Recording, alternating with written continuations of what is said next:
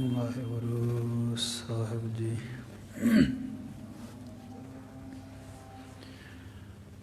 ਸ਼੍ਰੀ ਨਾਨਕ ਅੰਗਦ ਗੁਰੂ ਅਮਰਦਾਸ ਪਦਬੰਦ ਰਾਮਦਾਸ ਅਰਜਨ ਗੁਰੂ ਬਰ ਸ੍ਰੀ ਹਰਗੋਬਿੰਦ ਹਰ ਰਾਏ ਹਰਿ ਕ੍ਰਿਸ਼ਨ ਗੁਰ ਤੇਗ ਬਹਾਦਰ ਚੰਦ ਦਸਵੇਂ ਗੋਬਿੰਦ ਸਿੰਘ ਗੁਰੂ ਨਮੋ ਚਰਨ ਅਰਵਿੰਦ ਜਿਸ ਮਹਿ ਅੰਮ੍ਰਿਤ ਗਿਆਨ ਹੈ ਮਾਣਕ ਭਗਤ ਵੈਰਾਗ ਸ਼੍ਰੀ ਗੁਰੂ ਗ੍ਰੰਥ ਸਾਹਿਬ ਅਦਿੱਤ ਬੰਦੋਂ ਕਰ ਅਨੁਰਾਗ ਸ਼੍ਰੀ ਗੁਰ ਸ਼ਬਦ ਕਮਾਏ ਜਿਨ ਜੀਤੇ ਪੰਚ ਵਿਕਾਰ ਤਿਨ ਸੰਤਨ ਕਾ ਬੰਦਨਾ ਸਿਰ ਚਰਨਨ ਪਰ ਧਾਰ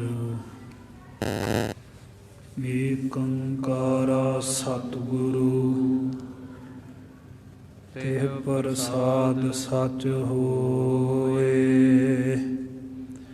ਵਾਹਿਗੁਰੂ ਜੀ ਕੀ ਫਤਿਹ।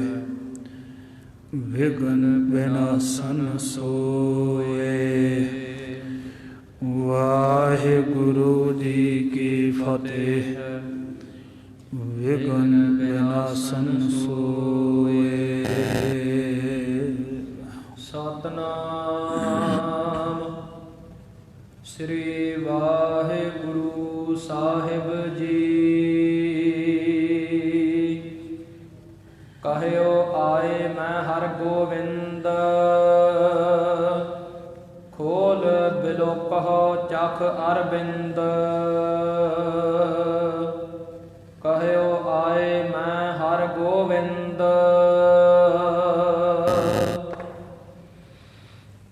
ਜਬਰ ਸ਼ਤਰ ਤਖਤ ਕੇ ਮਾਲਕ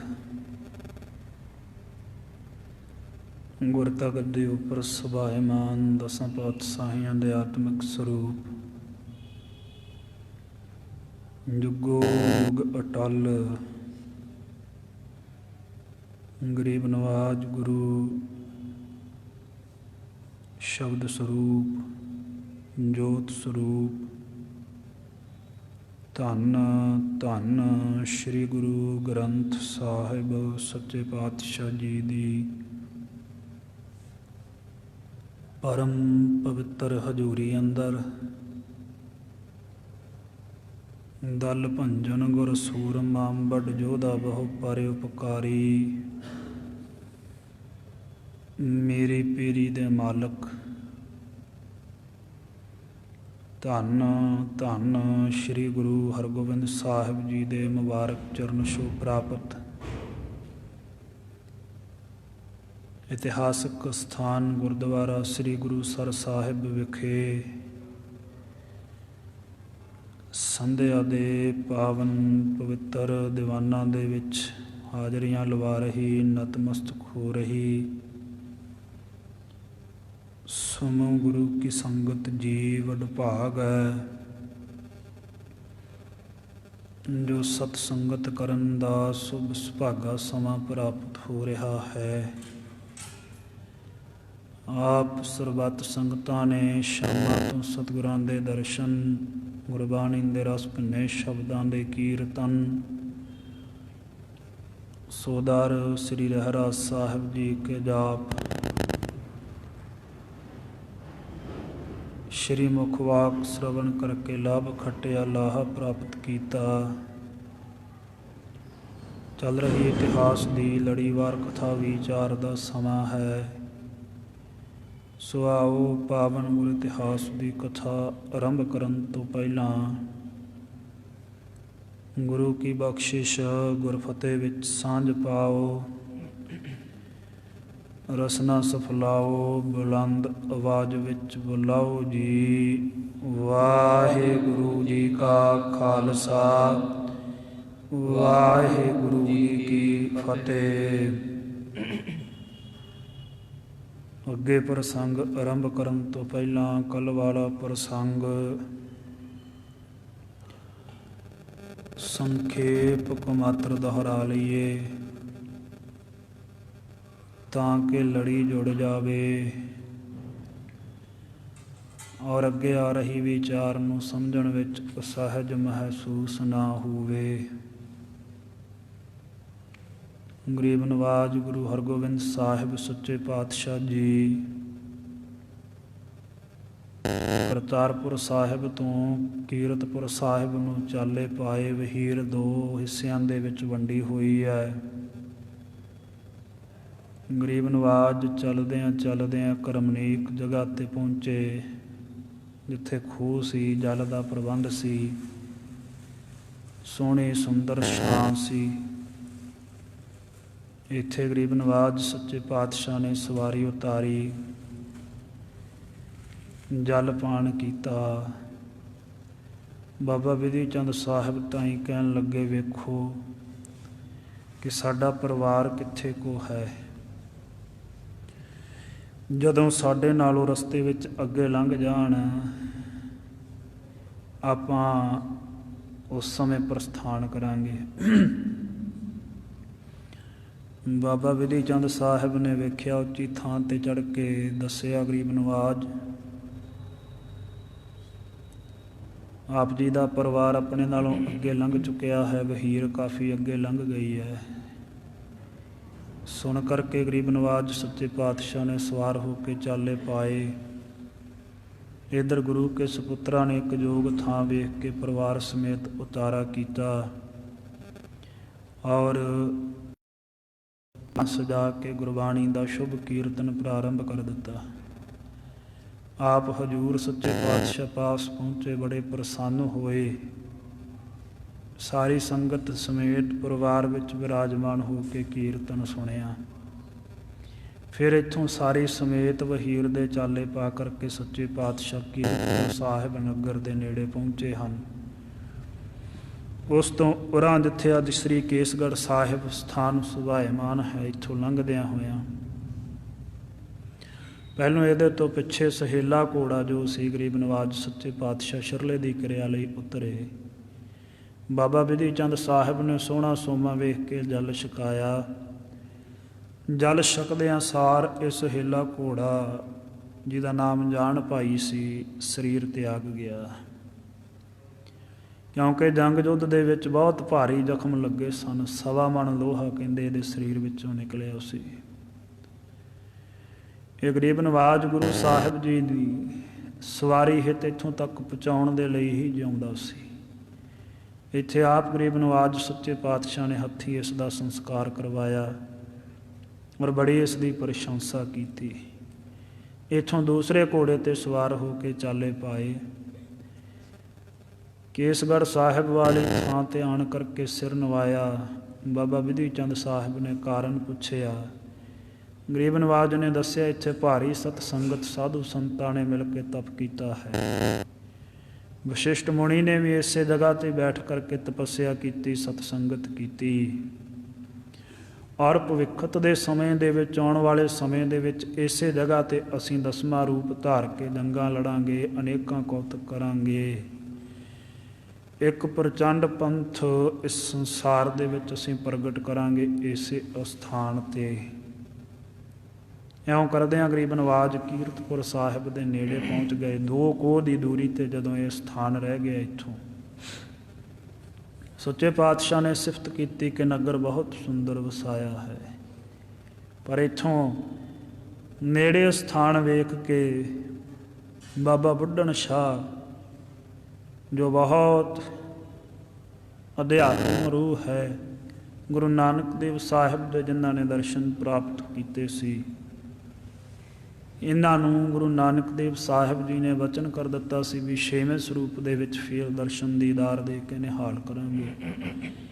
ਉਡੀਕ ਰਿਹਾ ਸੀ ਗਰੀਬ ਨਵਾਜ ਸੱਚੇ ਪਾਤਸ਼ਾਹ ਨੂੰ ਕਿ 6ਵੇਂ ਸਰੂਪ ਦੇ ਵਿੱਚ ਆ ਕੇ ਕਿਰਪਾ ਕਰਕੇ ਮੈਨੂੰ ਦਰਸ਼ਨ ਦੇ ਕੇ ਨਿਹਾਲ ਕਰਨ। ਸੋ ਗਰੀਬ ਨਵਾਜ ਸੱਚੇ ਪਾਤਸ਼ਾਹ ਇੱਥੇ ਬੁੱਢਣ ਸ਼ਾਹ ਦੇ ਨੇੜੇ ਚੱਲ ਕੇ ਗਏ ਜਿੱਥੇ ਸਮਾਧੀ ਵਿੱਚ ਬੈਠਾ ਹੋਇਆ ਸੀ, ਔਰ ਗੁਰੂ ਹਰਗੋਬਿੰਦ ਸਾਹਿਬ ਸੱਚੇ ਪਾਤਸ਼ਾਹ ਦੇ ਅਨੂਪਮ ਦਰਸ਼ਨਾਂ ਦੀ ਕਲਪਨਾ ਕਰ ਰਿਹਾ ਸੀ। ਹਿਰਦੇ ਵਿੱਚ ਵਾਰ-ਵਾਰ ਚੇਤੇ ਕਰ ਰਿਹਾ ਹੈ, ਅਰਜ਼ਾਂ ਗੁਜ਼ਾਰ ਰਿਹਾ ਹੈ। ਸੱਚੇ ਪਾਤਸ਼ਾਹ ਦੀ ਸੂਰਤ ਮੂਰਤ ਹਿਰਦੇ ਵਿੱਚ ਵਸਾਈ ਹੋਈ ਹੈ, ਦਰਸ਼ਨਾਂ ਦੀ ਤੜਪ ਹੈ, ਨੇਤਰ ਬੰਦ ਹੈ, ਸਮਾਧੀ ਲੱਗੀ ਹੈ। ਇੱਥੋਂ ਤੱਕ ਆਪਾਂ ਕੱਲ੍ਹ ਇਹ ਕਥਾ ਸ਼ਰਵਣ ਕੀਤੀ ਸੀ। ਅੱਗੇ ਜਿਸ ਤਰੀਕੇ ਨਾਲ ਪਾਵਨ ਪਵਿੱਤਰ ਇਤਿਹਾਸ ਦੀ ਵਿਚਾਰ ਆ ਰਹੀ ਹੈ, ਆਓ ਮਨ ਚਿੱਤ ਬਿਰਤੀਆਂ ਇਕਾਗਰ ਕਰਕੇ ਗਰੀਬ ਨਵਾਜ ਗੁਰੂ ਸਾਹਿਬ ਦੇ ਪਵਿੱਤਰ ਜੀਵਨ ਕੌਤਕਾਂ ਦੀ ਕਥਾ ਦੇ ਨਾਲ ਜੁੜ ਕੇ ਨਿਹਾਲ ਹੋਈਏ ਜੀ। ਸਤਨਾਮ ਸ੍ਰੀ ਵਾਹਿਗੁਰੂ ਸਾਹਿਬ ਜੀ। ਕਹਿਓ ਆਏ ਮੈਂ ਘਰ ਗੋਬਿੰਦ। ਗਰੀਬ ਨਵਾਜ ਬਾਬਾ ਬੁੱਢਣ ਸ਼ਾਹ ਦੇ ਪਾਸ ਪਹੁੰਚੇ ਜਿੱਥੇ ਸਮਾਧੀ ਸਥਿਤ ਹੈ। ਗਰੀਬ ਨਵਾਜ ਨੂੰ ਲੰਬੇ ਸਮੇਂ ਤੋਂ ਉਡੀਕ ਰਿਹਾ ਹੈ। ਦਰਸ਼ਨਾਂ ਦੀ ਲਾਲਸਾ ਹੈ ਇਸ ਦੇ ਹਿਰਦੇ ਦੇ ਵਿੱਚ। ਹਉ ਟੁਢੇਦੀ ਦਰਸ਼ਨ ਕਾਰਨ ਬੀਥੀ ਬੀਥੀ ਭੇਖਾ।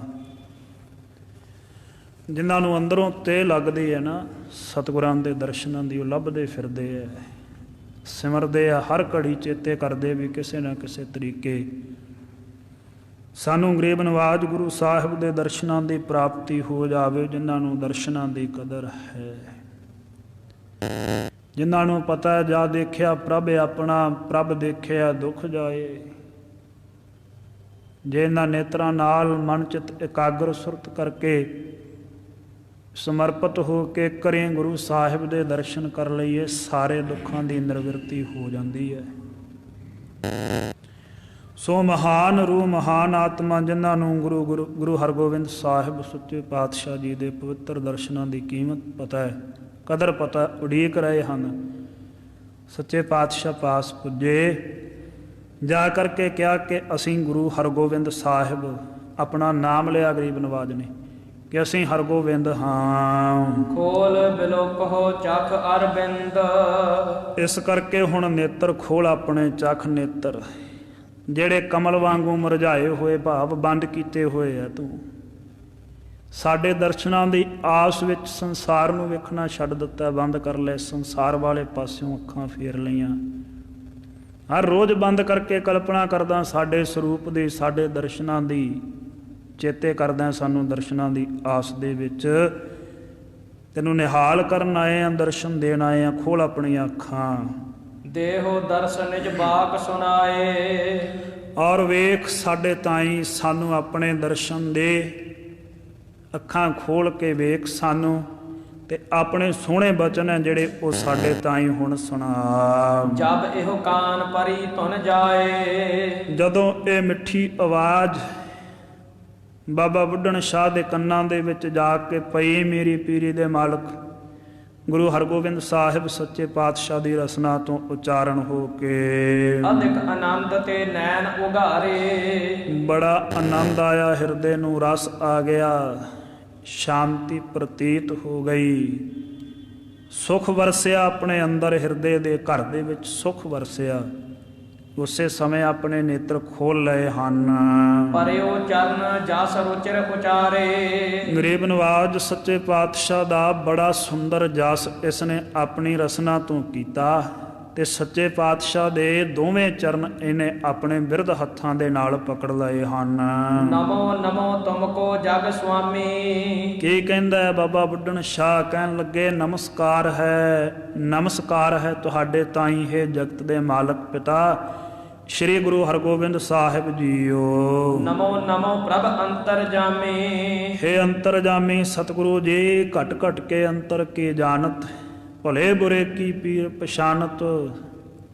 ਜਾਣਨ ਵਾਲੇ ਤੁਹਾਡੇ ਤੋਂ ਕੁਝ ਨਹੀਂ ਛੁਪਿਆ, ਸਭ ਕੁਝ ਤੁਹਾਡੇ ਦ੍ਰਿਸ਼ਟੀ ਗੋਚਰ ਹੈ, ਤੁਹਾਡੇ ਨੇਤਰਾਂ ਦੇ ਸਾਹਮਣੇ ਹੈ। ਨਮਸਕਾਰ ਹੈ ਪ੍ਰਭੂ, ਮੇਰੀ ਨਮਸਕਾਰ ਹੈ ਆਪ ਜੀ ਦੇ ਤਾਈ ਹੈ ਪ੍ਰਭੂ ਜੀ। ਨਮੋ ਨਮੋ ਗਨ ਤੁਰਕਨ ਹਰਤਾ। ਨਮਸਕਾਰ ਹੈ ਮੇਰੇ, ਨਮਸਕਾਰ ਹੈ ਗਣ ਬੇਅੰਤ ਬੇਗਿਣਤ ਤੁਰਕਾਂ ਨੂੰ ਮਾਰਨ ਵਾਲੇ ਸਤਿਗੁਰੂ ਜੀਓ, ਮੈਂ ਨਮਸਕਾਰ ਕਰਦਾ ਤੁਹਾਡੇ ਤਾਈਂ। ਨਮੋ ਨਮੋ ਉਜਲ ਜਸ ਕਰਤਾ। ਹੇ ਗਰੀਬ ਨਵਾਜ, ਤੁਹਾਡਾ ਜਸ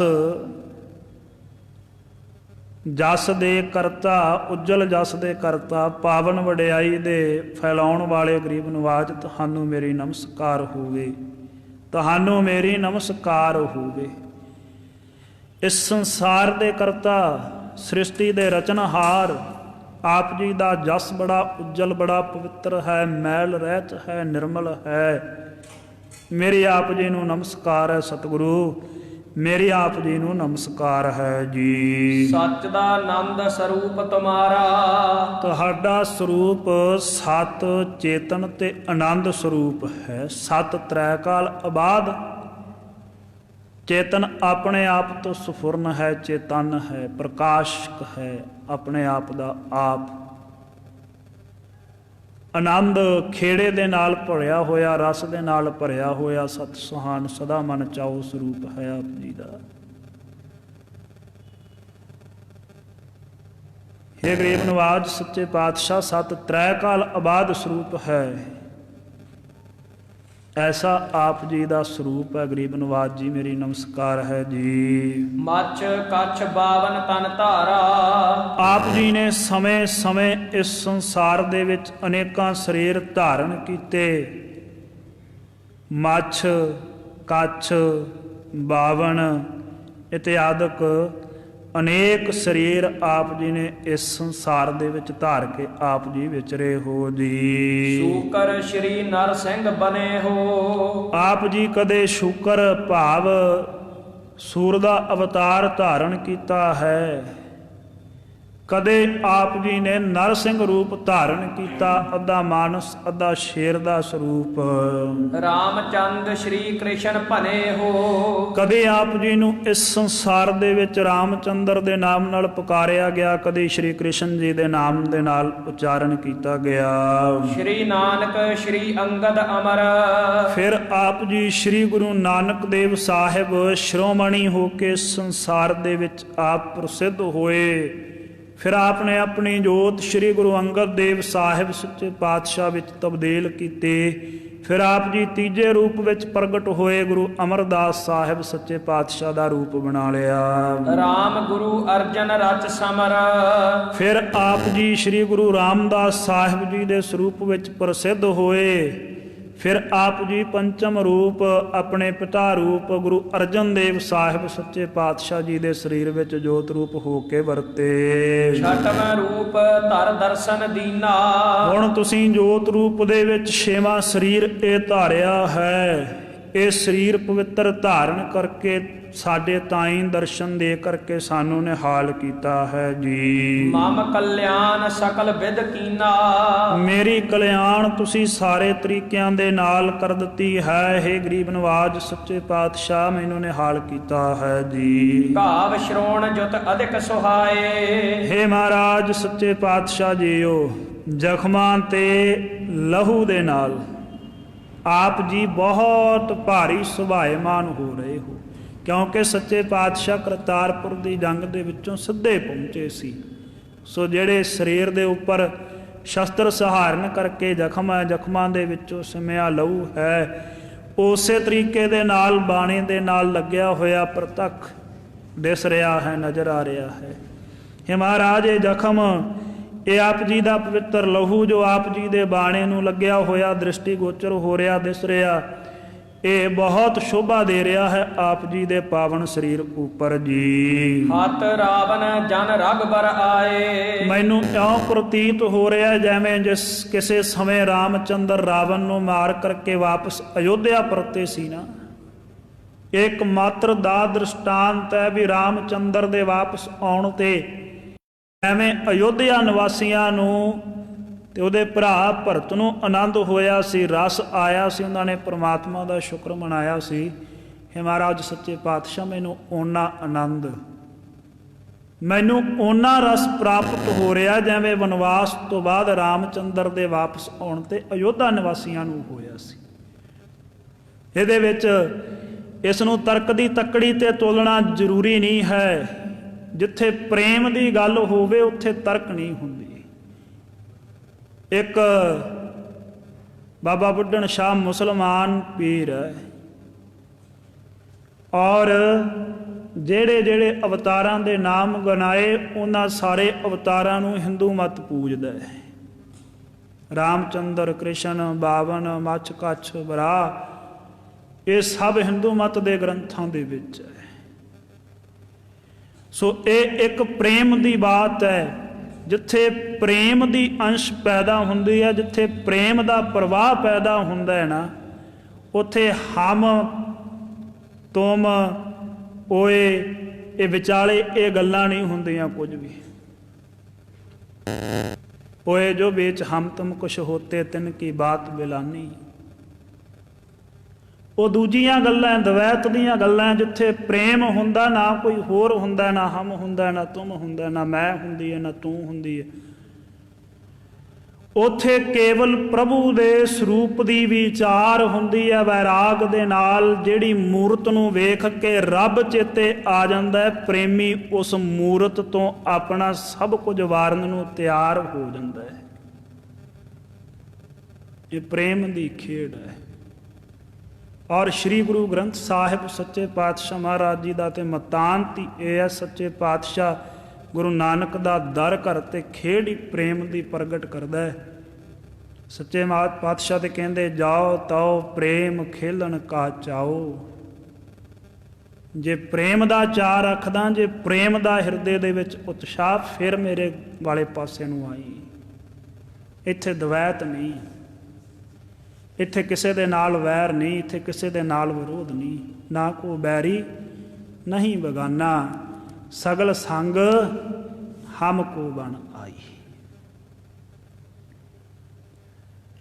ਗਰੀਬ ਨਵਾਜ ਸੱਚੇ ਪਾਤਸ਼ਾਹ ਦੇ ਪ੍ਰੇਮ ਦੇ ਰਸਤੇ ਦੀਆਂ ਅਸਚਰਜ ਘਟਨਾਵਾਂ ਵਿਚਾਰੋ। ਦੇਖੋ, ਇੱਕ ਮੁਸਲਮਾਨ ਫਕੀਰ ਅੱਲਾ ਅੱਲਾ, ਤਾਲਾ ਤਾਲਾ ਤਸਬੀਹ ਫੇਰਨ ਵਾਲਾ ਸਾਹਿਬ ਕਬੀਰ ਸਾਹਿਬ ਇਸਲਾਮ ਦੇ ਵਿੱਚ ਪ੍ਰਗਟ ਹੋਏ। ਉਹਨਾਂ ਨੇ ਇੱਕ ਹਿੰਦੂ ਮਤ ਦੇ ਧਾਰਮਿਕ ਗ੍ਰੰਥ ਦੀ ਸਾਖੀ ਸਾਂਝੀ ਕੀਤੀ ਆਪਣੀ ਰਸਨਾ ਤੋਂ ਪ੍ਰੇਮ ਵਿੱਚ ਆ ਕੇ। ਜਿਹੜੇ ਉਹਨਾਂ ਦੇ ਹਜ਼ੂਰ ਜੁੜੇ ਸੀ ਉਹਨਾਂ ਨੂੰ ਪ੍ਰੇਮ ਦੀ ਪਰਿਭਾਸ਼ਾ ਸਮਝਾਉਣ ਦੇ ਲਈ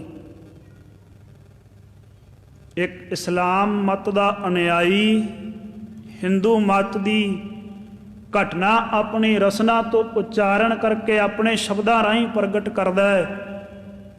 ਤੇ ਉਹਨਾਂ ਦੇ ਉਹ ਪਾਵਨ ਰਾਜਨ ਕੌਣ ਤੁਮਾਰੇ ਆਵੇ, ਐਸੋ ਭਾਓ ਬਿਦਰ ਕੋ ਦੇਖਿਓ ਉਹ ਗਰੀਬ ਮੋਹਿ ਭਾਵੈ। ਹਸਤੀ ਦੇਖ ਭਰਮ ਤੇ ਭੂਲਾ ਸ੍ਰੀ ਭਗਵਾਨ ਨਾ ਜਾਣਿਆ। ਤੁਮਰੋ ਦੂਧ ਬਿਦਰ ਕੋ ਪਾਨੋ ਅੰਮ੍ਰਿਤ ਕਰ ਮੈਂ ਮਾਨਿਆ। ਖੀਰ ਸਮਾਨ ਸਾਗ ਮੈਂ ਪਾਇਆ ਗੁਣ ਗਾਵਤ ਰੈਣ ਵਿਹਾਨੀ। ਕਬੀਰ ਕੋ ਠਾਕੁਰ ਆਨੰਦ ਬਨੋਦੀ ਜਾਤ ਨਾ ਕਾਹੂ ਕੀ ਮਾਨੀ।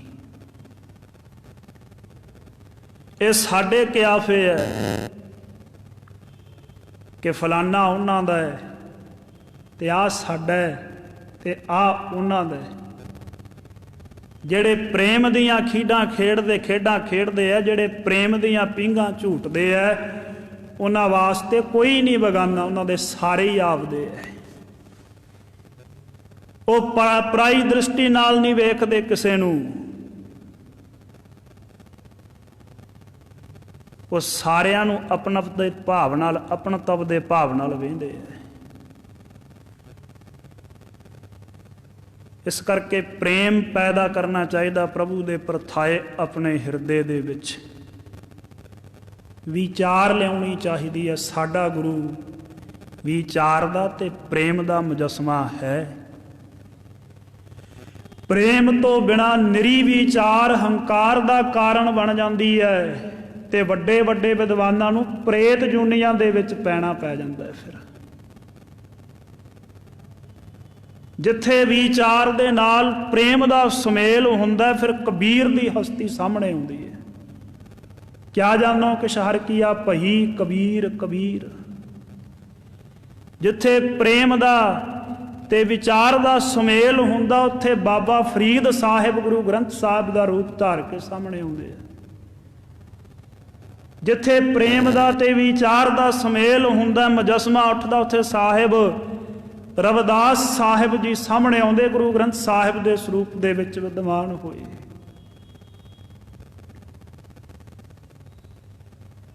ਉੱਥੇ ਹੈ ਨਹੀਂ ਕੁਛ ਵੀ, ਜਾਂ ਤੇ ਬ੍ਰਹਮ ਹੈ, ਬ੍ਰਹਮ ਹੈ, ਹਰੇਕ ਜਗ੍ਹਾ ਤੇ ਬ੍ਰਹਮ ਹੈ,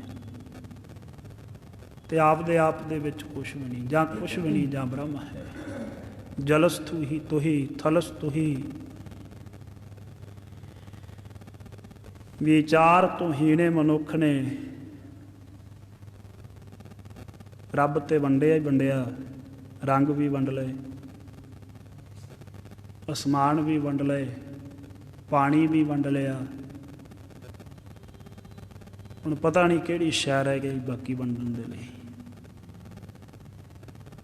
ਵੰਡਣ ਵਾਲੇ ਬਹੁਤ ਸੰਸਾਰ ਵਿੱਚ, ਨਖੇੜਨ ਵਾਲੇ ਬਹੁਤ ਸੰਸਾਰ ਦੇ ਵਿੱਚ। ਜੇ ਕੋਈ ਇੱਕ ਕਰਨ ਵਾਲਾ ਹੈ, ਜੇ ਕੋਈ ਮਿਲਾਉਣ ਵਾਲਾ, ਮਿਲਾਪ ਕਰਨ ਵਾਲਾ, ਤੇ ਗੁਰੂ ਨਾਨਕ ਦਾ ਸੱਚਾ ਸੁੱਚਾ ਰਸਤਾ ਹੈ। ਇਸ ਕਰਕੇ ਇਸ ਰਾਹ ਨੂੰ ਸਮਝਣ ਦੀ ਕੋਸ਼ਿਸ਼ ਕਰੀਏ। ਮੈਂ ਇੱਕ ਦਿਨ ਪਹਿਲਾਂ ਵੀ ਬੇਨਤੀ ਕੀਤੀ ਸੀ ਕਿ ਬੋਲੇ ਸੋ ਨਿਹਾਲ ਵੀ ਵਿਚਾਰ ਕੇ ਸਮਝ ਕੇ ਬੋਲਣਾ, ਤੇ ਨਾਨਕ ਨਾਮ ਚੜ੍ਹਦੀ ਕਲਾ ਤੇਰੇ ਭਾਣੇ ਸਰਬੱਤ ਦਾ ਭਲਾ। ਇਹ ਵਿਚਾਰ ਵੀ ਸਮਝਣੀ। ਇਸ ਵਿਚਾਰ ਨੂੰ ਸਮਝਣ ਦੀ ਲੋੜ ਆ ਕਿ ਬੋਲੇ ਸੋ ਨਿਹਾਲ ਕਿੱਥੇ ਬੋਲਣਾ ਹੈ, ਤੇ ਸਰਬੱਤ ਦਾ ਭਲਾ ਕਿੱਥੇ ਬੋਲਣਾ ਹੈ। ਬਿਨਾਂ ਵਿਚਾਰੇ, ਬਿਨਾਂ ਸਮਝੇ ਨਾ ਤੇ ਬੋਲੇ ਸੋ ਨਿਹਾਲ ਬੋਲਣ ਦਾ ਕੋਈ ਲਾਭ ਹੋਣਾ, ਤੇ ਨਾ ਸਰਬੱਤ ਦਾ ਭਲਾ ਕਹਿਣ ਨਾਲ ਹੀ ਕੋਈ ਲਾਭ ਹੋਣਾ। ਜਿਹੜੇ ਵਿਚਾਰਵਾਨ ਹੋ ਕੇ ਮੰਗਦੇ ਆ ਨਾ, ਉਹ ਫਿਰ ਸੰਸਾਰ ਤੇ ਸਮਾਜ ਨੂੰ ਬਦਲ ਕੇ ਰੱਖ ਦਿੰਦੇ ਆ। ਸੋ ਇਸ ਕਰਕੇ ਸਮਝਣ ਦੀ ਕੋਸ਼ਿਸ਼ ਕਰਨੀ। ਇੱਥੇ ਨਹੀਂ ਸਮਝਣਾ ਵੀ ਹਿੰਦੂਵਾਦ ਲਿਖਤਾ ਕਵੀ ਰਾਜ ਕਵੀ ਭਾਈ ਸੰਤੋਖ ਸਿੰਘ ਨੇ, ਜਾਂ ਰਾਮਚੰਦਰ ਦੀ, ਜਾਂ ਕ੍ਰਿਸ਼ਨ ਦੀ, ਜਾਂ 52 ਅਵਤਾਰ ਦੀ, ਮਾਸ਼ਕਸ਼ਵਾ ਰਾਹ ਦੀ। ਇਹ ਸਾਡੇ ਵਿੱਚ ਪਤਾ ਨਹੀਂ ਅੱਜ ਕਿੱਥੋਂ ਗੱਲਾਂ ਪ੍ਰਵੇਸ਼ ਕਰ ਗਈਆਂ। ਜਿੱਥੇ ਕੋਈ ਇਹ ਗੱਲ ਆਵੇ ਤੇ ਜੀ ਮਿਲਾਵਟ ਹੋ ਗਈ। ਇਹ ਤੇ ਦੇਵੀ ਦੇਵਤਿਆਂ ਦੀ ਉਪਮਾ ਹੈ। ਇਸ ਕਰਕੇ ਸਾਨੂੰ ਇਹ ਇਤਿਹਾਸ ਸਵੀਕਾਰ ਹੀ ਨਹੀਂ ਹੈ। ਅਸੀਂ ਮੰਨਦੇ ਹੀ ਨਹੀਂ ਇਸ ਇਤਿਹਾਸ ਨੂੰ। ਤਾਂ ਮੈਂ ਅੱਗੇ ਵੀ ਇੱਕ ਦਿਨ ਬੇਨਤੀ ਕੀਤੀ ਸੀ, ਧੰਨ ਧੰਨ ਮਾਤਾ ਦੇਵਕੀ ਜਿਹ ਗ੍ਰਹਿ ਰਮਈਆ ਕਵਲਾਪਤੀ। ਇਹ ਬੋਲ ਤੇ ਸ਼੍ਰੀ ਗੁਰੂ ਗ੍ਰੰਥ ਸਾਹਿਬ ਦੇ ਨਾ, ਜਿਹਨੂੰ ਤੁਸੀਂ ਏਕ ਪਿਤਾ ਏਕ ਸਕੇਹਾ ਮੁਬਾਰਕ ਕਹਿੰਦੇ ਆ। ਫਿਰ ਇਹ ਕਿਹੜੇ ਲੇਖੇ ਲਾਉਣੇ ਆ? ਇਸ ਕਰਕੇ ਵਿਚਾਰੋ। ਵਿਚਾਰ ਦੇ ਨਾਲ ਨਾਲ ਜੋ ਸਾਡਾ ਗੁਰੂ ਸ੍ਰੇਸ਼ਟ ਰਸਤਾ ਸਾਨੂੰ ਦਰਸਾਉਂਦਾ ਪ੍ਰੇਮ ਦਾ, ਉਹ ਵੀ ਅਪਣਾਓ। ਜੋ ਗੁਰੂ ਕਹਿੰਦਾ ਸਮਝਣ ਦੀ ਕੋਸ਼ਿਸ਼ ਕਰੋ, ਸਮਝ ਕੇ ਕਮਾਉਣ ਦੀ ਕੋਸ਼ਿਸ਼ ਕਰੋ, ਫਿਰ ਅੱਗੇ ਹੋਰ ਕਿਸੇ ਨੂੰ ਸਮਝਾਉਣ ਤੇ ਉਤਰਾਂਗੇ। ਨਹੀਂ ਤੇ ਸਾਹਿਬ ਕਬੀਰ ਸਾਹਿਬ ਦਾ ਪ੍ਰਤੱਖ ਫਰਮਾਨ ਹੈ, ਕਬੀਰ ਅਵਰਹ ਕੋ ਉਪਦੇਸ਼ ਤੇ।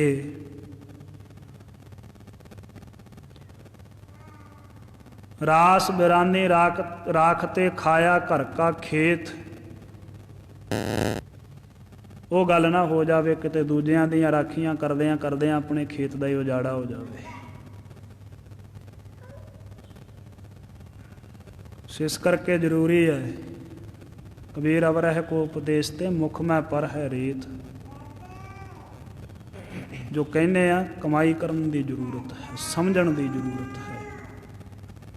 ਸੋ ਬਾਬਾ ਬੁੱਢਣ ਸ਼ਾਹ ਜੀ ਗਰੀਬ ਨਵਾਜ ਸੱਚੇ ਪਾਤਸ਼ਾਹ ਦੇ ਚਰਨ ਕਮਲ ਆਪਣੇ ਬਿਰਧ ਹੱਥਾਂ ਦੇ ਨਾਲ ਪਕੜੇ ਹੋਏ ਆ ਔਰ ਇਸ ਤਰੀਕੇ ਦੇ ਨਾਲ ਸਤਿਗੁਰਾਂ ਦੀ ਪਾਵਨ ਵਡਿਆਈ ਦੇ ਵਿੱਚ, ਮਹਾਨ ਵਡਿਆਈ ਦੇ ਵਿੱਚ, ਜਸ ਦੇ ਵਿੱਚ ਡੁੱਬੇ ਹੋਏ ਹਨ ਜੀ। ਕਹਿ ਜਸ ਬਹੁਵਿਧ ਪਗ ਪਰ ਪਰਿਓ। ਇਸ ਤਰੀਕੇ ਦੇ ਨਾਲ ਬਹੁਤ ਸਾਰੀ ਵਡਿਆਈ ਕਰਕੇ ਗਰੀਬ ਨਵਾਜ ਸੱਚੇ ਪਾਤਸ਼ਾਹ ਜੀ ਦੇ ਚਰਨਾਂ ਕਮਲਾਂ ਤੇ ਪੈ ਗਏ। ਗੁਰ ਕਹਿ ਭੁਜ ਕਰ ਲਾਵਨ ਕਰਿਓ। ਗਰੀਬ ਨਵਾਜ ਸੱਚੇ ਪਾਤਸ਼ਾਹ ਨੇ ਭੁਜਾਵਾਂ ਫੜ ਲਈਆਂ, ਬਾਹਾਂ ਤੋਂ ਪਕੜ ਕੇ ਉਠਾਇਆ ਔਰ ਸੱਚੇ ਪਾਤਸ਼ਾਹ ਨੇ ਆਪਣੀ ਗਲਵੱਕੜੀ ਦਾ ਨਿੱਘ ਦਿੱਤਾ, ਫਿਰ ਆਪਣੇ ਸੀਨੇ ਨਾਲ ਲਾ ਲਿਆ, ਜੱਫੀ ਪਾ ਲਈ ਬਾਬੇ ਬੁੱਢਣ ਸ਼ਾਹ ਦੇ ਤਾਈਂ। ਸਕਲ ਆਸ ਪੂਰਨ ਤਬ ਭਈ। ਬਾਬਾ ਬੁੱਢਣ ਸ਼ਾਹ ਦੀਆਂ ਸਾਰੀਆਂ ਆਸਾਵਾਂ ਪੁੱਜ ਗਈਆਂ ਗਰੀਬ ਨਵਾਜ ਸੱਚੇ ਪਾਤਸ਼ਾਹ ਦੇ ਨਾਲ ਮਿਲ ਕੇ। ਸਭ ਗਿਆਤਾ ਔਰ ਮਹਿ ਬਿਦਤਈ। ਸਾਰਾ ਗਿਆਨ ਹੀ ਹਿਰਦੇ ਦੇ ਵਿੱਚ ਪੈਦਾ ਹੋ ਗਿਆ। ਉਸ ਸਮੇਂ ਬ੍ਰਹਮ ਗਿਆਨ ਦੀ ਦਾਤ ਪ੍ਰਾਪਤ ਹੋ ਗਈ। ਸਤਿਗੁਰਾਂ ਦੇ ਪਾਵਨ ਸਰੀਰ ਨੂੰ ਛੋਹਦਿਆਂ ਸਾਰ ਸ੍ਰੀ ਗੁਰ ਦਿੱਤਾ ਤਬ ਚਲ ਆਇਓ। ਉਸ ਸਮੇਂ ਗੁਰੂ ਹਰਗੋਬਿੰਦ ਸਾਹਿਬ ਸੱਚੇ ਪਾਤਸ਼ਾਹ ਦੇ ਜੇਠੇ ਸਪੁੱਤਰ ਧੰਨ ਧੰਨ ਬਾਬਾ ਗੁਰਦਿੱਤਾ ਸਾਹਿਬ ਜੀ ਚੱਲ ਕੇ ਆ ਗਏ। ਨਮੋ ਪਰਸ ਪਰ ਕਰ ਸੁਖ ਪਾਇਓ। ਬਾਬਾ ਬੁੱਢਣ ਸ਼ਾਹ ਨੇ ਤੇ ਬਾਬਾ ਗੁਰਦਿੱਤਾ ਸਾਹਿਬ ਨੇ ਆਪਸਰੀ ਦੇ ਵਿੱਚ ਨਮਸਕਾਰ ਕੀਤੀ ਤੇ ਬੜਾ ਸੁਖ ਪ੍ਰਾਪਤ ਕੀਤਾ। ਸਤਿਗੁਰ ਭਲਿਓ ਜਾਏ ਹਮ ਡੇਰੇ। ਗਰੀਬ ਨਵਾਜ ਸੱਚੇ ਪਾਤਸ਼ਾਹ ਨੇ ਬਚਨ ਕੀਤੇ, ਹੁਣ ਅਸੀਂ ਆਪਣੇ ਮਹਿਲਾਂ ਨੂੰ ਚੱਲਦੇ ਹਾਂ। ਇਹ ਅਬ ਬੈਠਾਂਗੇ ਢਿਗ ਤੇਰੇ। ਇਹ ਭਾਵ ਬਾਬਾ ਗੁਰਦਿੱਤਾ ਸਾਹਿਬ ਜੀ ਹੁਣ ਤੇਰੇ ਪਾਸ ਬੈਠਣਗੇ। ਬਾਬਾ ਬੁੱਢਣ ਸ਼ਾਹ ਦੇ ਤਾਈਂ ਬਚਨ ਕੀਤੇ ਗਰੀਬ ਨਵਾਜ ਗੁਰੂ ਹਰਗੋਬਿੰਦ ਸਾਹਿਬ ਸੱਚੇ ਪਾਤਸ਼ਾਹ ਨੇ। ਏਮ ਕਹਿ ਗਮਨ ਕੀਨ ਤਤਕਾਲਾ। ਇਉਂ ਕਹਿ ਕਰਕੇ ਛੇਤੀ ਦੇ ਸਮੇਂ ਸੱਚੇ ਪਾਤਸ਼ਾਹ ਨੇ ਚਾਲੇ ਪਾ ਦਿੱਤੇ ਆ ਜੀ। ਜਾਤੀ ਮਲਕ ਵਿਪਰ ਲੈ ਨਾਲਾ। ਨਾਲ ਹੈ ਸੂਰਮਾ ਸਤਿਗੁਰਾਂ ਦਾ, ਬ੍ਰਾਹਮਣ ਜਾਤੀ ਦਾ ਜਾਤੀ ਮਲਕ ਜੋ ਹੈ। ਉਤਰ ਸੈਲ ਤੇ ਸਦਨ ਪ੍ਰਵੇਸ਼ੇ। ਗਰੀਬ ਨਵਾਜ ਇਸ ਪਹਾੜ ਤੋਂ ਉਤਰੇ ਤੇ ਉਤਰ ਕਰਕੇ ਸੱਚੇ ਪਾਤਸ਼ਾਹ ਆਪਣੇ ਪਾਵਨ ਮਹਿਲਾਂ ਦੇ ਵਿੱਚ ਪ੍ਰਵੇਸ਼ ਕਰ ਗਏ। ਦਰਸ਼ਨ ਦੀਨ ਕੁਟੰਬ ਅਸ਼ੇਸ਼ੇ। ਬਾਕੀ ਸਾਰੇ ਪਰਿਵਾਰ ਨੂੰ ਸੱਚੇ ਪਾਤਸ਼ਾਹ ਨੇ ਫਿਰ ਮਹਿਲਾਂ ਦੇ ਵਿੱਚ ਜਾ ਕੇ ਦਰਸ਼ਨ ਦੇ ਕੇ ਨਿਹਾਲ ਕੀਤਾ ਹੈ। ਕਾਟ ਕਸ ਪ੍ਰੋਦਸ਼ ਜਾਮ ਬਿਤਾਏ। ਕਮਰ ਕੱਸਾ ਕੀਤਾ ਹੋਇਆ ਗਰੀਬ ਨਵਾਜ ਸੱਚੇ ਪਾਤਸ਼ਾਹ ਜੀ ਨੇ, ਗੁਰੂ ਹਰਗੋਬਿੰਦ ਸਾਹਿਬ ਮਹਾਰਾਜ ਨੇ। ਔਰ ਤਰੋ 10 ਭਾਵ 13 ਜਾਮ, 13 ਪੈਰ ਕਮਰ ਕੱਸਾ ਕੀਤੇ ਬਤੀਤ ਕਰ ਦਿੱਤੇ ਆ। 13 ਤੀਆ 39 ਘੰਟੇ ਬਣਦੇ ਆ। 10 ਮਿੰਟ ਹੀ ਮੁਸ਼ਕਲ ਹੋ ਜਾਂਦਾ ਸਾਨੂੰ ਮਰਿਆਦਾ ਨਿਭਾਉਣੀ। ਸੋ ਜ਼ਰੂਰੀ ਹੈ ਜੋ ਮਰਿਆਦਾਵਾਂ ਚੱਲੀਆਂ ਉਹਨਾਂ ਨੂੰ ਅਪਣਾਇਆ ਜਾਵੇ। ਸੋ ਜਿੱਥੇ ਜ਼ਰੂਰਤ ਹੁੰਦੀ ਆ ਕਮਰ ਕੱਸਾ ਕਰਨਾ ਚਾਹੀਦਾ। ਭਾਈ ਮਰਿਆਦਾ ਹੈ ਗੁਰੂ ਘਰ ਦੀ। ਸ਼ਸਤਰ ਵਸਤਰ ਸਭ ਅੰਗ ਲਗਾਏ। ਸਾਰੇ ਸ਼ਸਤਰ ਔਰ ਜੰਗ ਦੇ ਜਿਹੜੇ ਵਸਤਰ ਹੈ ਉਸੇ ਤਰੀਕੇ ਨਾਲ ਗਰੀਬ ਨਵਾਜ ਸੱਚੇ ਪਾਤਸ਼ਾਹ ਨੇ ਧਾਰਨ ਕੀਤੇ ਹੋਏ ਆ। ਦੋਏ ਘਰੀ ਉੱਪਰ ਬਿਤ ਜਬੈ। ਇਸ ਤਰੀਕੇ ਨਾਲ ਜਦੋਂ 13 ਪੈਰਾਂ ਤੋਂ 2 ਘੜੀਆਂ ਉੱਪਰ ਬਤੀਤ ਹੋ ਗਈਆਂ, ਕਮਰ ਕੱਸਾ ਖੋਲਿਓ ਗੁਰ ਤਬੈ। ਉਸੇ ਸਮੇਂ ਫਿਰ ਗਰੀਬ ਨਵਾਜ ਸੱਚੇ ਪਾਤਸ਼ਾਹ ਨੇ ਆਪਣਾ ਕਮਰ ਕੱਸਾ ਖੋਲਿਆ। ਭਾਵ 40 ਘੰਟਿਆਂ ਬਾਅਦ ਆਪਣੀ ਕਮਰ ਖੋਲੀ ਆ ਗਰੀਬ ਨਵਾਜ ਸੱਚੇ ਪਾਤਸ਼ਾਹ ਨੇ। ਸ਼ਸਤਰ ਵਸਤਰ ਸਭ ਧਰੇ ਉਤਾਰੀ। ਆਪਣੇ ਪਾਵਨ ਸ਼ਸਤਰ ਪਵਿੱਤਰ ਵਸਤਰ ਗਰੀਬ ਨਵਾਜ ਸੱਚੇ ਪਾਤਸ਼ਾਹ ਨੇ ਉਤਾਰੇ ਆਪਣੇ ਪਾਵਨ ਸਰੀਰ ਤੋਂ। ਕੀਨ ਇਸ਼ਨਾਨ ਲੀਨ ਬਹੁਬਾਰੀ। ਔਰ ਖੁੱਲੇ ਜਲ ਦੇ ਨਾਲ ਬਹੁਤ ਭਾਰੀ ਜਲ ਵਰਤਿਆ ਗਰੀਬ ਨਵਾਜ ਸੱਚੇ ਪਾਤਸ਼ਾਹ ਨੇ। ਉਸ ਜਲ ਦੇ ਨਾਲ ਆਪਣੇ ਸਰੀਰ ਦੀ ਸੁੱਚ ਪਵਿੱਤਰਤਾ ਕੀਤੀ। ਤੀਰ ਆਦ ਕੇ ਘਾਵ ਵਿਸਾਲਾ। ਜਿਹੜੇ ਤੀਰ ਇਤਿਆਦਿਕ ਗਰੀਬ ਨਵਾਜ ਸੱਚੇ ਪਾਤਸ਼ਾਹ ਜੀ ਦੇ ਸਰੀਰ ਤੇ ਲੱਗੇ ਹੋਏ ਜ਼ਖਮ ਸਨ ਇਹਨਾਂ ਸ਼ਸਤਰਾਂ ਦੇ ਨਾਲ। ਲਗੇ 72 ਜਾਬ ਰਣ ਘਾਲਾ। ਕਹਿੰਦੇ ਜਦੋਂ ਇਹ ਜੰਗ ਲੜਿਆ ਸੀ ਉਸ ਸਮੇਂ ਜੰਗ ਵਿੱਚ 72 ਕੁੱਲ ਇਹਨਾਂ ਜ਼ਖਮਾਂ ਦੀ ਗਿਣਤੀ ਸੀ। ਸੱਚੇ ਪਾਤਸ਼ਾਹ ਦੇ ਸਰੀਰ ਦੇ ਉੱਪਰ 72 ਜ਼ਖਮ ਹੈ। ਇਸ ਸਮੇਂ ਜਿਹੜੇ ਰਣ ਭੂਮੀ ਦੇ ਵਿੱਚ ਸੱਚੇ ਪਾਤਸ਼ਾਹ ਨੇ ਸ਼ਸਤਰ ਸਹਾਰ ਕੇ ਆਪਣੇ ਸਰੀਰ ਦੇ ਉੱਪਰ ਲਏ ਆ। ਕਮਰ ਕੱਸਾ ਖੋਲਤ ਗਨ ਗਿਨੇ। ਕਹਿੰਦੇ ਕਮਰ ਕੱਸਾ ਖੋਲਦਿਆਂ ਸਾਰ ਗਿਣਿਆ ਇਹਨਾਂ ਜ਼ਖਮਾਂ ਦੇ ਤਾਈਂ। ਸੁਨੇ ਸਭ ਬਿਸਮੇ ਸੇਵਕ ਭਨੇ। ਜਦੋਂ ਸੁਣਿਆ ਹੈ ਸੁਣ ਕਰਕੇ ਸਾਰੇ ਸਿੱਖ ਸੇਵਕ ਹੈਰਾਨ ਹੋਏ। ਆਪ ਸ੍ਰੀ ਦੇ ਵਿੱਚ ਵਿਚਾਰਾਂ ਕਰਦੇ ਆ 72 ਜ਼ਖਮਾਂ ਦੀਆਂ ਗੱਲਾਂ ਕਰ ਕਰਕੇ। ਚਤੁਰ ਘਟੀ ਜਬ ਜਾਮਨ ਗਈ, ਜਦੋਂ 4 ਘੜੀਆਂ ਰਾਤ ਬਤੀਤ ਹੋ ਗਈ ਹੈ, ਕਰ ਭੋਜਨ ਦ੍ਰਿਗ ਨਿੰਦਰਾ ਲਈ। ਫਿਰ ਗਰੀਬ ਨਵਾਜ ਸੱਚੇ ਪਾਤਸ਼ਾਹ ਜੀ ਨੇ ਭੋਜਨ ਪ੍ਰਸ਼ਾਦਾ ਛਕਿਆ ਔਰ ਆਪਣੇ ਨਿੱਜੀ ਸਰੂਪ ਦਾ ਧਿਆਨ ਧਾਰਿਆ। ਅਰਮਾਨ ਫਰਮਾਉਣ ਲੱਗੇ ਸੱਚੇ ਪਾਤਸ਼ਾਹ, ਅਪਰ ਸਰਬ ਹੀ ਕਰ ਕਰ ਖਾਨ। ਹੋਰ ਵੀ ਜਿਹੜਾ ਸਾਰਾ ਪਰਿਵਾਰ ਸਾਰੀ ਸਿੱਖ ਸੰਗਤ ਹੈ, ਸਭ ਨੇ ਭੋਜਨ ਪ੍ਰਸ਼ਾਦਾ ਜਥਾ ਸ਼ਕਤ ਜਥਾ ਜੋਗ ਛਕਿਆ ਹੈ। ਸੁਪਤ ਭਏ ਕਰ ਚਿੰਤਾ ਹਾਨ, ਔਰ ਆਪਣੀਆਂ ਸਾਰੀਆਂ ਚਿੰਤਾਵਾਂ ਤੋਂ ਮੁਕਤ ਹੋ ਕੇ ਸਭ ਨੇ ਵਿਸ਼ਰਾਮ ਕੀਤਾ। ਉਤ ਬੁੱਢਣ ਢਿਗ ਬਾਬਾ ਥਿਰੇ, ਇੱਧਰ ਬਾਬਾ ਬੁੱਢਣ ਸ਼ਾਹ ਜੀ ਦੇ ਪਾਸ ਗੁਰੂ ਕੇ ਵੱਡੇ ਸੁਪੁੱਤਰ ਬਾਬਾ ਗੁਰਦਿੱਤਾ ਸਾਹਿਬ ਜੀ ਸਥਿਤ ਹਨ। ਭਗਤ ਗਿਆਨ ਕੀ ਚਰਚਾ ਕਰੇ, ਇੱਥੇ ਬੈਠ ਕੇ ਬਾਬਾ ਬੁੱਢਣ ਸ਼ਾਹ ਜੀ ਦੇ ਨਾਲ ਬਾਬਾ ਗੁਰਦਿੱਤਾ ਸਾਹਿਬ ਨੇ ਭਗਤੀ ਦੀ ਤੇ ਗਿਆਨ ਦੀ ਚਰਚਾ ਕੀਤੀ ਹੈ ਜੀ। ਸਤਿਗੁਰ ਕੇ ਗੁਣ ਵਰਨਤ ਰਹੇ, ਗਰੀਬ ਨਵਾਜ ਗੁਰੂ ਸਾਹਿਬ ਜੀ ਦੇ ਅਨੇਕਾਂ ਗੁਣਾਂ ਦਾ ਪਰ ਉਪਕਾਰਾਂ ਦਾ ਜ਼ਿਕਰ ਆਪ ਸ੍ਰੀ ਦੇ ਵਿੱਚ ਵਰਣਨ ਕਰ ਕਰਕੇ ਸੁਣਾਇਆ। ਜਿਨ ਕੋ ਸੁਨ ਸਿੱਖ ਦੁਰਮਤ ਦਹੇ, ਕਹਿੰਦੇ ਜਿਨ੍ਹਾਂ ਨੂੰ ਸੁਣ ਕੇ ਸਿੱਖਾਂ ਦੇ ਦੁਰਮਤ ਵਿਨਾਸ਼ ਹੋ ਜਾਵੇ, ਐਸੇ ਪਾਵਨ ਬਚਨ ਕੀਤੇ ਆਪ ਸ੍ਰੀ ਵਿੱਚ ਬਾਬਾ ਗੁਰਦਿੱਤਾ ਸਾਹਿਬ ਨੇ ਤੇ ਬਾਬਾ ਬੁੱਢਣ ਸ਼ਾਹ ਨੇ। ਸ੍ਰੀ ਗੁਰ ਦਿੱਤੇ ਸੰਗ ਉਚਾਰਾ, ਫਿਰ ਇਉਂ ਸ਼੍ਰੋਮਣੀ ਬਾਬਾ ਗੁਰਦਿੱਤਾ ਸਾਹਿਬ ਜੀ ਦੇ ਤਾਈਂ ਆਖਿਆ ਬਾਬਾ ਬੁੱਢਣ ਸ਼ਾਹ ਨੇ, ਜਿਸ ਛਿਨ ਛੂਟੇ ਸਰੀਰ ਤੁਮਾਰਾ। ਕਿ ਇਹ ਬਾਬਾ ਜੀ ਜਿਸ ਸਮੇਂ ਆਪ ਜੀ ਦਾ ਪਾਵਨ ਸਰੀਰ ਸ਼ਾਂਤ ਹੋਵੇ, ਤੁਸੀਂ ਆਪਣੇ ਸੰਸਾਰ ਦੀ ਯਾਤਰਾ ਜਦੋਂ ਸਮਾਪਤ ਕਰੋ, ਤੁਸੀਂ ਜਦੋਂ ਪਰਲੋਕ ਗਮਨ ਕਰੋ ਜੀ, ਕਰਨਾ ਕਰ ਇਤ ਹੀ ਥਲ ਆਏ। ਉਸ ਸਮੇਂ ਆਪ ਜੀ ਨੇ ਮੇਰੇ ਤੇ ਕਿਰਪਾ ਕਰਨੀ ਤੇ ਇਸੇ ਹੀ ਥਾਂ ਤੇ ਆਉਣਾ ਸਰੀਰ ਛੱਡਣ ਲੱਗਿਆ। ਬਨਹਿ ਦੇਹੁਰਾ ਸਭ ਸੁਖ ਦਾਏ, ਮੇਰੇ ਮਨ ਦੀ ਮਨਸ਼ਾ ਹੈ ਕਿ ਇਸ ਥਾਂ ਤੇ ਤੁਹਾਡਾ ਪਵਿੱਤਰ ਦੇਹੁਰਾ ਬਣੇ, ਤੁਹਾਡੇ ਸਰੀਰ ਸ਼ਾਂਤ ਹੋਣ ਦੀ ਯਾਦਾਸ਼ਤ ਹੈ, ਜਿਹੜੀ ਯਾਦਗਾਰ ਥਾਂ ਹੈ, ਉਹ ਇੱਥੇ ਬਣੇ ਆਪ ਜੀ ਦੀ। ਪ੍ਰਾਨ ਅੰਤ ਕੋ ਸਮਾ ਪਹੁੰਚਾ, ਜਿਸ ਸਮੇਂ ਮੇਰੇ ਪ੍ਰਾਣਾਂ ਦਾ ਅੰਤਮ ਸਮਾਂ ਨੇੜੇ ਆਵੇ, ਪਾਇਓ ਗੁਰ ਦਰਸ਼ਨ ਚਿਤ ਰੂਚਾ। ਉਸ ਸਮੇਂ ਵੀ ਮੇਰੇ ਸਤਿਗੁਰਾਂ ਦੇ ਦਰਸ਼ਨਾਂ ਦੇ ਪਾਉਣ ਦੀ ਇੱਛਾ ਹੈ ਭਾਰੀ। ਸੋ ਇਸ ਕਰਕੇ ਆਪ ਜੀ ਨੇ ਮੇਰੇ ਨਜ਼ਦੀਕ ਰਹਿਣਾ, ਭਾਵ ਆਪ ਜੀ ਦੇ ਸਰੂਪ ਵਿੱਚੋਂ ਮੈਂ ਸਤਿਗੁਰਾਂ ਦੇ ਦਰਸ਼ਨਾਂ ਦੇ ਲਾਭ ਲੈ ਸਕਾਂ। ਦੂਜਾ ਕਹਿੰਦੇ ਇਹਦਾ ਅੰਤਮ ਸਮਾਂ ਨੇੜੇ ਹੀ ਸੀ, ਹੁਣ ਸਰੀਰ ਤਿਆਗਣਾ ਹੀ ਸੀ, ਇਹਨੇ ਉਮਰ ਬਹੁਤ ਬਤੀਤ ਹੋ ਚੁੱਕੀ ਸੀ ਬਾਬਾ ਬੁੱਢਣ ਸ਼ਾਹ ਦੀ। ਸੋ ਇਸ ਕਰਕੇ ਵਡਭਾਗੀ ਮੰਨਦਾ ਵੀ ਅੰਤਮ ਸਮੇਂ ਮੈਨੂੰ ਸਤਿਗੁਰਾਂ ਦੇ ਦਰਸ਼ਨ ਪ੍ਰਾਪਤ ਹੋ ਗਏ ਹਨ। ਕਹਿਤ ਸੁਨਤ ਇਸ ਭਾਂਤ ਸੋ ਥਾਨੀ, ਇਸ ਤਰੀਕੇ ਦੇ ਬਚਨ ਕਹਿੰਦਿਆਂ ਸੁਣਦਿਆਂ ਆਪ ਸ੍ਰੀ ਦੇ ਵਿੱਚ ਤੀਨ ਜਾਮ ਤਬ ਨਿਸਾ ਬਿਹਾਨੀ। 3 ਪਹਿਰ ਰਾਤ ਬਾਬਾ ਗੁਰਦਿੱਤਾ ਸਾਹਿਬ ਅਤੇ ਬਾਬਾ ਬੁੱਢਣ ਸ਼ਾਹ ਨੇ ਇਉਂ ਬਚਨ ਕਰਦਿਆਂ ਬਤੀਤ ਕਰ ਦਿੱਤੀ ਹੈ। ਗੁਰੂ ਆਰਾਧਨ ਕੇ ਹੋਇਆ ਤਤਪਰ, ਫਿਰ ਗੁਰੂ ਸਾਹਿਬ ਜੀ ਦੀ ਆਰਾਧਨਾ ਕਰਨ ਦੇ ਵਾਸਤੇ ਤਿਆਰ ਹੋ ਗਿਆ ਹੈ।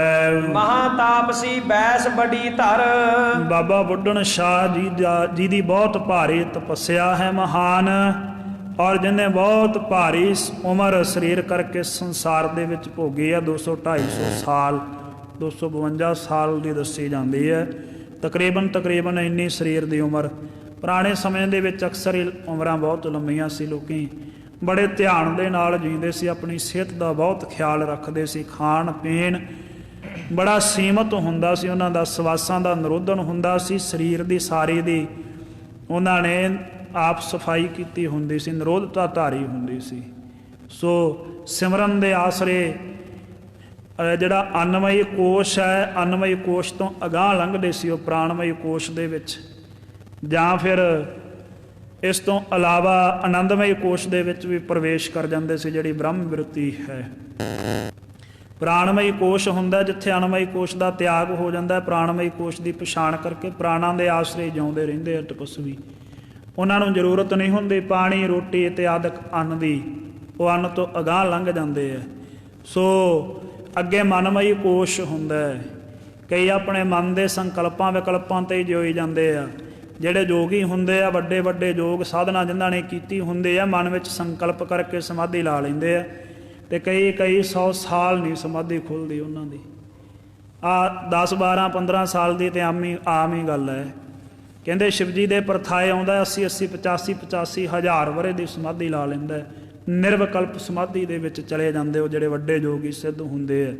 ਸੋ ਜਿਨ੍ਹਾਂ ਨੇ ਖੋਜਾਂ ਕੀਤੀਆਂ ਹੁੰਦੀਆਂ, ਜਿਨ੍ਹਾਂ ਨੇ ਧਿਆਨ ਧਾਰੇ ਹੁੰਦੇ ਆ, ਕਿਉਂਕਿ ਜੋ ਬ੍ਰਹਮੰਡੇ ਸੋਈ ਪਿੰਡੇ, ਜੋ ਇਸ ਸਰੀਰ ਦੇ ਵਿੱਚ ਆ ਤਮਾਮ, ਜੋ ਇਸ ਸੰਸਾਰ ਦੇ ਵਿੱਚ ਆ ਸਰੀਰ ਦੇ ਵਿੱਚ ਵੀ ਹੈ। ਸੋ ਜਿਹੜੇ ਸਿੱਧ ਸੀ, ਜਦੋਂ ਗੁਰੂ ਨਾਨਕ ਦੇਵ ਸਾਹਿਬ ਨਾਲ ਮਿਲਾਪ ਹੋਇਆ, ਇਹਨਾਂ ਦੀਆਂ 500 ਸਾਲ ਦੀਆਂ ਉਮਰਾਂ ਆਮ ਹੀ ਸੀ। ਇਉਂ ਸਵਾਸਾਂ ਦਾ ਨਿਰੋਧਨ ਕਰਕੇ ਜਿਉਂਦੇ ਸੀਗੇ। ਲੰਮਾ ਲੰਮਾ ਸਮਾਂ ਦਸਮ ਦੁਆਰ ਦੇ ਵਿੱਚ ਸਵਾਸ ਖਿੱਚੀ ਰੱਖਦੇ ਸੀ, ਸਵਾਸ ਲੈਂਦੇ ਹੀ ਨਹੀਂ ਸੀ। ਸੋ ਇਸ ਕਰਕੇ ਮਹਾਰਾਜ ਸੱਚੇ ਪਾਤਸ਼ਾਹ ਜੀ ਗੁਰੂ ਹਰਗੋਬਿੰਦ ਸਾਹਿਬ ਜੀ ਦਾ ਇੰਨੀ ਵੱਡੀ ਉਮਰ ਦੇ ਵਿੱਚ ਬਾਬਾ ਬੁੱਢਣ ਸ਼ਾਹ ਨੂੰ ਮਿਲਣਾ ਕੋਈ ਹੈਰਾਨੀ ਵਾਲੀ ਗੱਲ ਨਹੀਂ ਹੈ। ਸੋ ਉਹਨਾਂ ਤੋਂ ਬਾਅਦ ਵੀ ਤੇ ਅੱਜ ਵੀ ਕਈ ਐਸੀਆਂ ਖਬਰਾਂ ਪੜ੍ਹਨ ਨੂੰ ਮਿਲਦੀਆਂ, 150 ਸਾਲ ਦੀ ਉਮਰ ਤੇ ਆਮ ਹੀ ਆ, ਸਵਾ ਸਾਲ 100 ਸਾਲ ਦੀ ਉਮਰ ਤਾਂ ਆਮ ਹੀ ਹੋ ਜਾਂਦੀ ਹੈ। ਸੋ ਕਹਿੰਦੇ ਜਾਪਾਨ ਦੇਸ਼ ਦੇ ਲੋਕਾਂ ਦੀ ਆਮ ਹੀ 100 ਸਾਲ ਤੋਂ ਔਸਤਨ ਹੀ ਉਮਰ ਵੱਧ ਹੈ। 110 15 20 25 25 ਸਾਲ ਤੱਕ ਉਹ ਜਿਉਂਦੇ ਆ। ਸੋ ਇਹ ਕੋਈ ਵੱਡੀ ਗੱਲ ਨਹੀਂ ਹੁੰਦੀ, ਏਡੀ ਵੱਡੀ ਉਮਰ ਹੋਣੀ, ਇਹਦੇ ਵਿੱਚ ਕੋਈ ਝੂਠ ਨਹੀਂ ਹੈ। ਕਈ ਵਾਰੀ ਐਵੇਂ ਬਿਨਾਂ ਸੋਚੇ ਸਮਝੇ ਵਿਚਾਰੇ ਮਾੜੀ ਜੀ ਗੱਲ ਤੋਂ ਇਸ਼ੂ ਬਣਾ ਲੈਂਦੇ ਆ, ਜੀ ਲਓ 200 ਸਾਲ ਦੀ ਉਮਰ ਲਿਖਤੀ ਹੈ ਤੇ ਗੱਪ ਹੋ ਗਿਆ। ਭਾਵ ਜੇ ਅਸੀਂ ਨਹੀਂ ਵੇਖ ਸਕਦੇ, ਅਸੀਂ ਨਹੀਂ ਪਹੁੰਚੇ, ਅਸੀਂ ਖੋਜ ਨਹੀਂ ਕੀਤੀ, ਇਹਦਾ ਮਤਲਬ ਇਹ ਝੂਠ ਹੋ ਗਿਆ। ਸੋ ਇਹ ਕੁਛ ਵੀ ਝੂਠ ਨਹੀਂ ਹੁੰਦਾ। ਇਹ ਨਹੀਂ ਵੀ ਸਾਰਾ ਹੀ ਸੱਚ ਹੈ, ਪਰ ਜੋ ਲਿਖਿਆ ਗ੍ਰੰਥਾਂ ਦੇ ਵਿੱਚ ਉਹਨੂੰ ਵਿਚਾਰਨ ਦੀ, ਸੋਧਣ ਦੀ ਲੋੜ ਹੈ। ਸਭ ਕੁਛ ਝੂਠ ਵੀ ਨਹੀਂ ਹੈ। ਸੋ ਬਹੁਤ ਸਾਰੀਆਂ ਗੱਲਾਂ ਸੱਚ ਵੀ ਹੈ।